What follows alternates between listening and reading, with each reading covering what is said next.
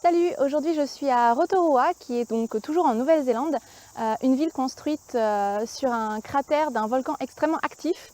Comme vous pouvez le voir derrière moi, ça fume, ça sent l'œuf pourri, mais c'est vraiment une ville qui est magnifique. Et j'ai décidé de vous faire une vidéo sur la trilogie dont je vous ai parlé juste avant, All for the Game, parce que j'ai trouvé extrêmement dommage de ne pas pouvoir développer la relation la relation entre Andrew et Neil. Donc cette partie sera pleine de spoilers des trois romans. Donc si jamais vous préférez avoir la surprise, ne pas savoir ce qui va s'y passer, je vous déconseille de regarder la vidéo. Mais si vous en foutez des spoilers et que vous voulez en savoir un petit peu plus sur cette série avant de vous lancer, eh bien dans ce cas, restez avec moi. Donc, Andrew et Neil, c'est une relation qui me tient particulièrement à cœur pour plusieurs raisons.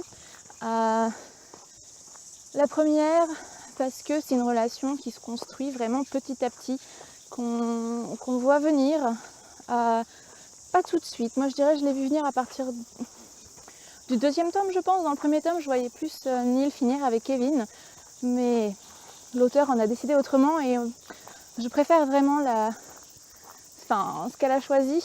Donc Neil, comme je le disais, est un fugitif, il a beaucoup de problèmes à faire confiance aux gens, il a beaucoup de problèmes à se relaxer. Et quand on commence le roman, il dit, en répondant à une question de Nikki sur sa sexualité, « I don't swing ». Donc en gros, ce qui veut dire qu'il n'est pas intéressé ni par les hommes ni par les femmes. Le fait qu'il soit intéressé par Andrew, après qu'il apprenne à le connaître, et ça a été confirmé après par l'auteur, Neil est un personnage demi-sexuel, donc c'est-à-dire qu'il ne peut ressentir de l'attirance que pour quelqu'un avec qui il a d'abord tissé une relation forte, des liens forts. Donc ici, qui sont la confiance et le fait qu'il place sa vie entre ses mains. Andrew, quant à lui, a priori est gay. Il n'est pas présenté comme ayant la moindre attirance pour les femmes. Et oui, c'est ça, oui, il est gay. Je me souviens d'un passage, pardon. Donc Andrew est gay et pour lui, c'est extrêmement compliqué de se mettre dans une relation parce que c'est un enfant qui a été placé en famille d'accueil et ça s'est très mal placé puisqu'il a été abusé sexuellement quand il était enfant. Et il va de nouveau être agressé par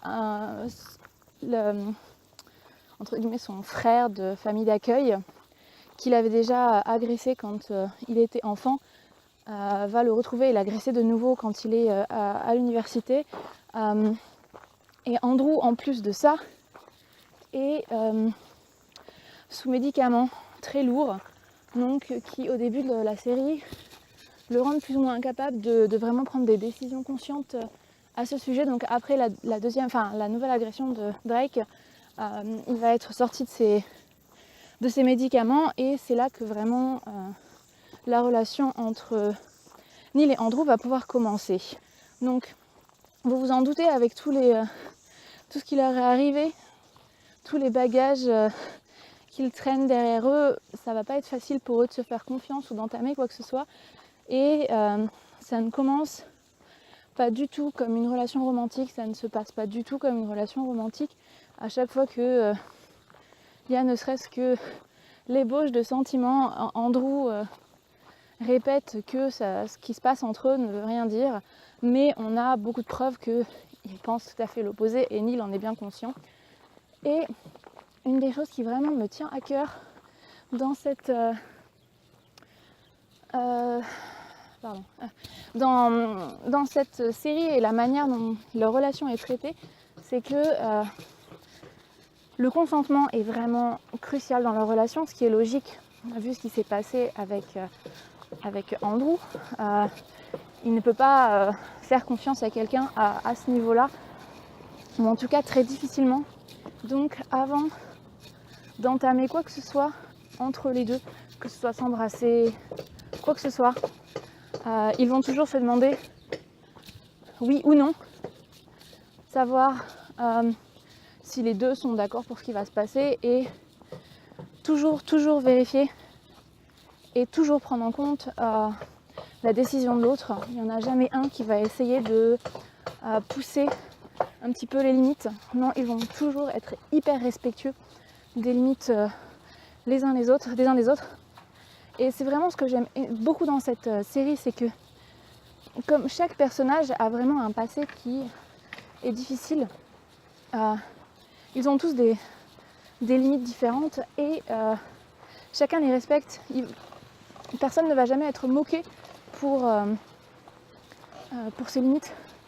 Par exemple, Neil a énormément de cicatrices sur le torse et les bras et il refuse de prendre sa douche avec les autres membres de l'équipe. Il n'y en a pas un qui va essayer de le forcer à prendre sa douche avec eux et jamais il va y avoir de remise en question des limites. Jamais personne ne va forcer quelqu'un d'autre à faire quelque chose. Et j'ai trouvé ça extrêmement intéressant et vraiment génial d'avoir une relation qui est aussi naturelle, aussi respectueuse. Neil et Andrew sont tous les deux extrêmement respectueux des limites de l'autre.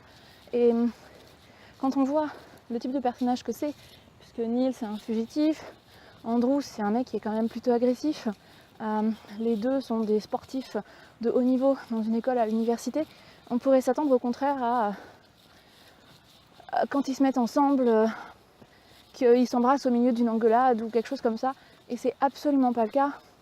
La première fois qu'ils s'embrassent, Neil n'est pas complètement dans son état normal et Andrew arrête immédiatement parce qu'il se rend bien compte que Neil n'est pas vraiment en mesure de lui dire non ou même de comprendre ce qui se passe, puisqu'il est, il n'est pas drogué ou sous l'emprise de l'alcool ou quoi que ce soit, mais mentalement il est un petit peu perturbé à ce moment-là. Je ne sais plus exactement ce qui s'était passé juste avant, mais bref, c'est quelque chose qui est extrêmement important, je trouve, et qu'on ne retrouve pas suffisamment dans les séries à destination d'un jeune public. Alors, cette série n'est pas vraiment à destination d'un jeune public, hein. Honnêtement, je pense qu'il faut être... je sais pas à quel âge, je serais bien incapable de conseiller cette série à un âge particulier, mais voilà, c'est le genre de relation qui, même bon, si les personnages ont vécu des choses absolument atroces, mais c'est le genre de relation et d'interaction dans un couple que j'aimerais bien voir dans d'autres séries à destination de la jeunesse, justement, parce que quand on voit par exemple Edouard et Bella dans le genre relation malsaine, on peut pas faire mieux, enfin si on peut faire mieux, mais bref, c'est quand même, c'est tout en subtilité, laissant penser que c'est normal alors que c'est absolument pas le cas. Et je trouve ça dangereux d'avoir ce genre de relation présentée à un public jeune et qui va fantasmer sur ces deux personnages. Je trouve que c'est beaucoup plus simple de présenter une relation comme celle entre Neil et Andrew. Et voilà, c'est une des raisons pour lesquelles j'ai autant aimé cette série, mais malheureusement je pouvais pas trop en parler dans la précédente vidéo, puisque la mise en couple ne se fait que dans le tome 3, même si on le voit venir avant, et du coup ça serait spoiler un gros élément de l'intrigue qui n'est même pas visible dès le début, donc ça serait vraiment dommage, et je pense que ça empêcherait un petit peu d'apprécier l'évolution des deux personnages. Donc je voulais continuer un petit peu sur cette série en vous parlant donc de la relation entre Neil et Andrew. Et cette fois, je pense que je vais arrêter. Je vous en reparlerai peut-être si jamais je relis la série prochainement, puisque ma première vidéo était un petit peu brouillon. Je suis encore en train d'essayer de prendre le coup de ce type de vlog. Donc j'espère que vous me pardonnerez un petit peu les bafouillements et autres. Je n'ai pas un matériel très performant, puisque le PC sur lequel je peux faire des montages est un mini PC qui n'est pas très puissant et il ne supporterait pas que je filme avec ma caméra. En plus je peux pas retourner l'écran de ma caméra, donc je pourrais même pas vérifier ce que je filme. Donc voilà, c'est un petit peu la seule solution, filmer avec mon téléphone et monter légèrement avec le PC. Bon, alors je suis un peu déçue parce que je pensais qu'il y aurait d'autres paysages un peu volcaniques à vous montrer. Malheureusement, je me retrouve maintenant dans une partie ombragée avec des arbres partout. mais je vois un peu de fumée au loin, donc j'essaierai de refaire quelques plans pour vous montrer tout ça. Voilà, bon bah c'est fini pour cette nouvelle vidéo, cette deuxième vidéo sur All for the Game, et je vous dis à bientôt. Peut-être, je pense que la prochaine vidéo, ça sera au Tongariro Crossing, qui est la montagne du destin dans Le Seigneur des Anneaux. Je pense pas avoir le temps de relire le Hobbit d'ici là, mais je suis en train de terminer le deuxième tome de Six of Crows. Donc peut-être que je vous parlerai ça sur la montagne du destin. Je vous dis à très bientôt. Bye.